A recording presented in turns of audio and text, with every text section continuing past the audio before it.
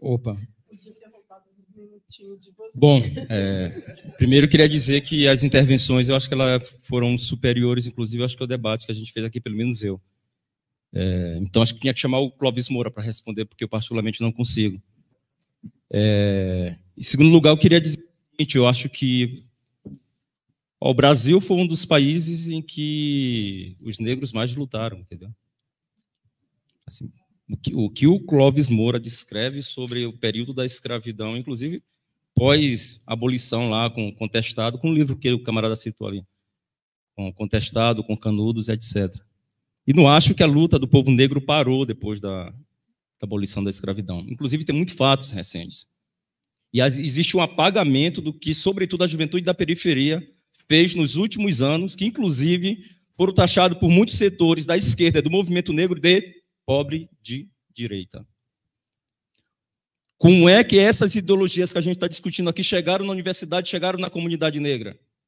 O Gramsci tem um conceito que ele discute, chamado transformismo, em que ele vai dizer que na incapacidade do Estado cooptar a classe de conjunto, ele coopta os seus representantes.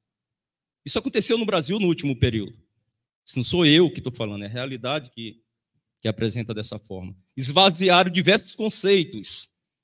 Por exemplo, a ideia de empreendedorismo, a ideia de empoderamento negro, primeiro, inclusive, foi nos Estados Unidos.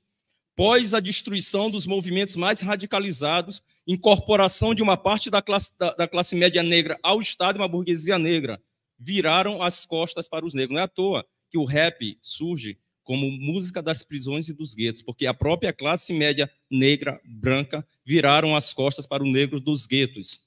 E os parlamentares votaram no strike, que é aquela lei que o Biden aprovou quando era senador, que aumentou o encarceramento em massa nos Estados Unidos.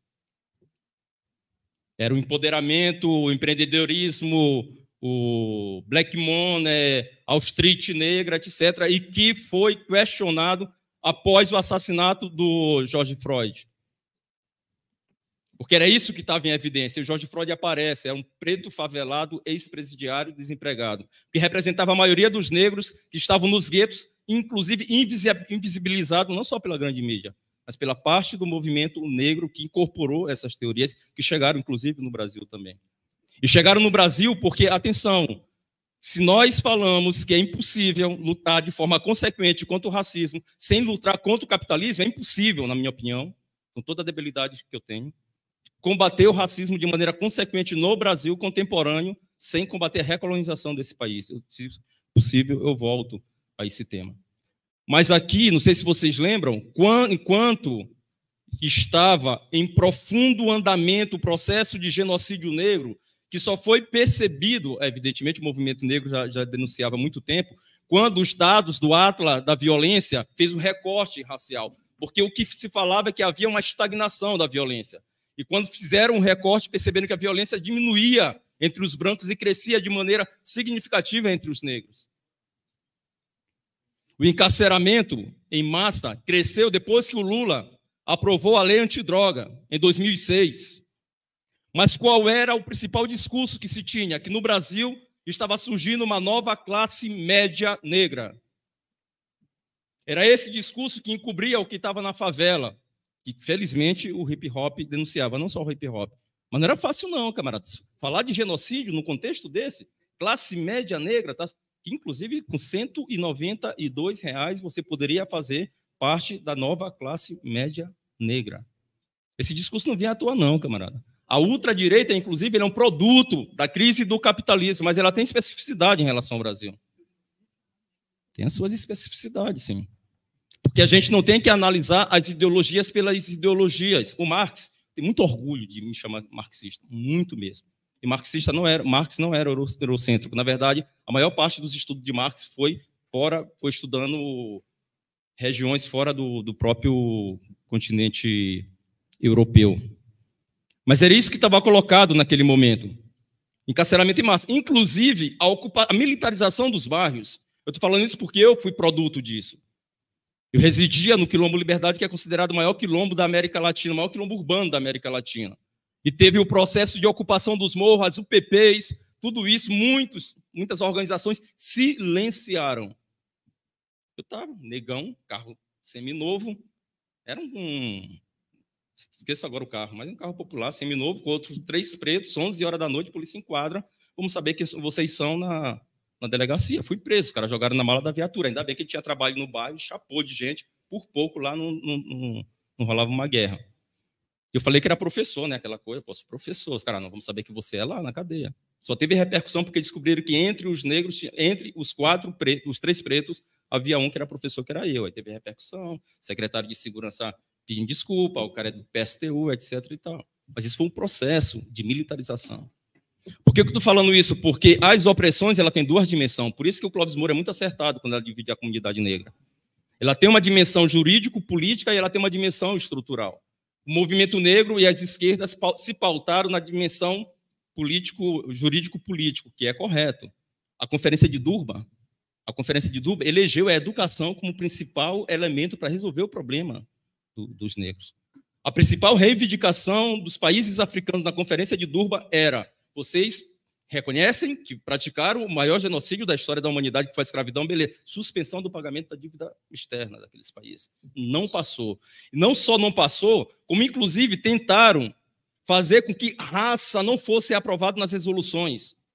Só não passou porque seria um absurdo não aprovar raça numa resolução, numa conferência que é contra o racismo.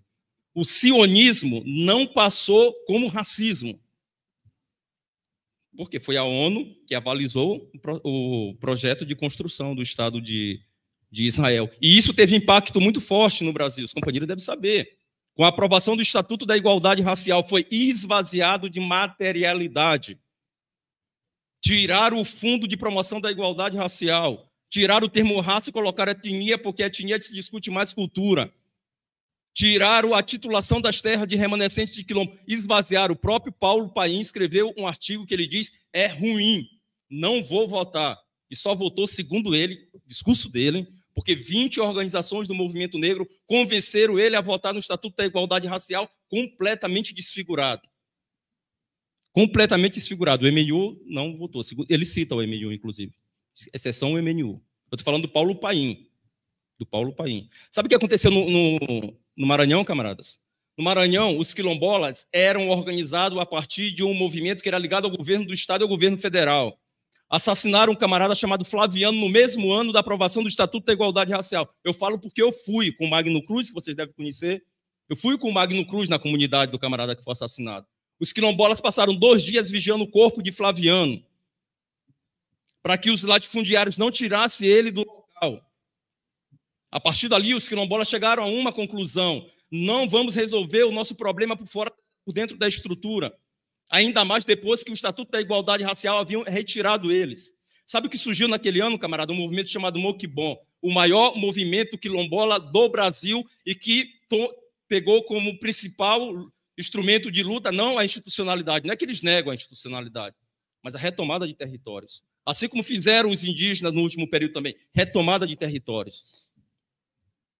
Retomada de territórios. Veja o que está acontecendo na atual conjuntura, camarada. Nós derrotamos um governo de ultradireita. E atenção, a gente tem que ter muito cuidado com os critérios. Eu falo porque eu tenho debilidade, por isso que eu tenho preocupação em relação a isso. Mas de um tempo para cá passaram a se chamar tudo de fascismo. Tudo é fascismo. Tudo é fascismo. Não tem-se mais critério em relação a isso. É muito importante a gente definir. Por exemplo, o governo do Estado do Maranhão é o governo de Flávio Dino.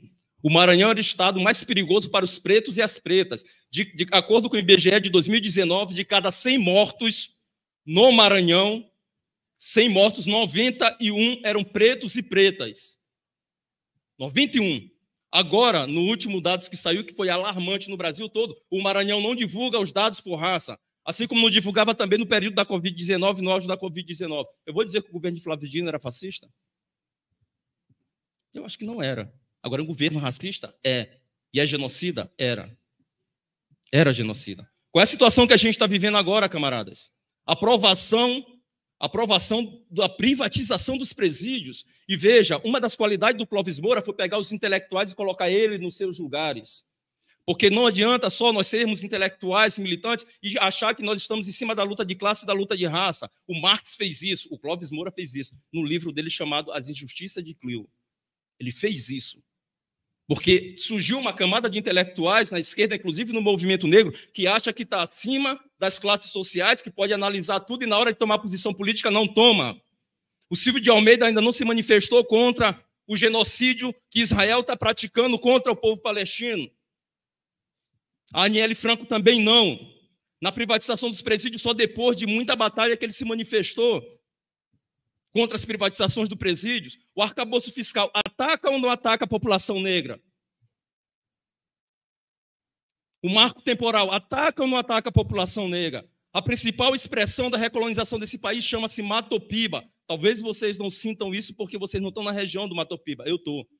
Que é a nova fronteira agrícola do país, que é uma das maiores do mundo, que envolve o estado do Maranhão, Tocantins, Piauí e Bahia. O governo do PT reativou o Matopiba agora. 73 milhões de hectares. É genocídio o Matopiba. Aonde é que esses camaradas estão se manifestando contra o Matopiba? Aonde estão se manifestando? Não tenho desacordo em relação às pautas jurídico-políticas. Não temos. Inclusive, nós demos uma batalha do caramba, porque o Andes, por exemplo, a companheira nossa que é do PSTU, para fazer o debate aqui de maneira bem clara, a companheira a Cláudia Durães, ela deu uma batalha do caramba para que, vou terminar, que o Andes assumisse a bandeira da luta pelas cotas, porque o Andes não era favorável. Mas só que nós achávamos que a cota é uma política transitória, porque aumentou o número de negros nas universidades, mas aumentou o número a escolaridade dos negros mortos no Brasil, porque entrou na universidade, mas não saiu da favela, porque não resolveu os problemas estruturais do nosso povo. Não resolveu. E qual é a principal pauta da maior parte dos movimentos negros no momento, camarada? Com a chacina que aconteceu aqui em São Paulo, a chacina que aconteceu na Bahia no governo do PT, com todos esses dados que estão aparecendo, arcabouço fiscal, com a privatização dos presídios, eleger uma ministra negra para o STF. Eu tenho um acordo, porque são 130 anos sem uma mulher negra no STF, mas nós temos que hierarquizar nossas pautas. Na nossa opinião, essa pauta tinha que entrar, mas ela não poderia ser a pauta central, no momento que a população negra do Brasil está passando por todos esses ataques que nós estamos vivendo nesse momento. O 20 de novembro tinha que se pautar contra o genocídio, contra o encarceramento em massa, contra a privatização dos presídios. Essa tinha que ser a tarefa central. Mas segue o debate, segue o debate. Eu tenho muito orgulho, nós temos um monte de problema. Eu acho que às vezes eu sou sectário mesmo. Mas vou falar uma coisa para vocês, só para concluir. Uma vez o Magno Cruz estava num debate, ele chamou a gente, do movimento negro lá e eu era bem novinho, né? A gente tem um hip hop e tal, aquela coisa toda muito radical. E eu fiz uma intervenção e uma pessoa virou para mim e falou assim mesmo, uma militante que eu tenho um respeito muito grande, inclusive escreveu um livro sobre a rebelião escrava em Viana, que inclusive cita um monte de mulheres. Ela virou para mim assim, ó, esse teu radicalismo aí é porque tu é muito novinho. Quando tu chegar na nossa idade, você vai moderar mais. Quando o cabelo começou a ficar branco, eu comecei a ficar preocupado. Eu tenho 53 anos. Eu tenho um monte de debilidade, mas eu não me pauto pelo radicalismo ou não, pelo programa de libertação da nossa classe. A liberdade era a essência dos quilombos, e a liberdade é a essência para a classe trabalhadora e, sobretudo, para a população negra do nosso país e do nosso mundo. Muito obrigado aí pelo seminário.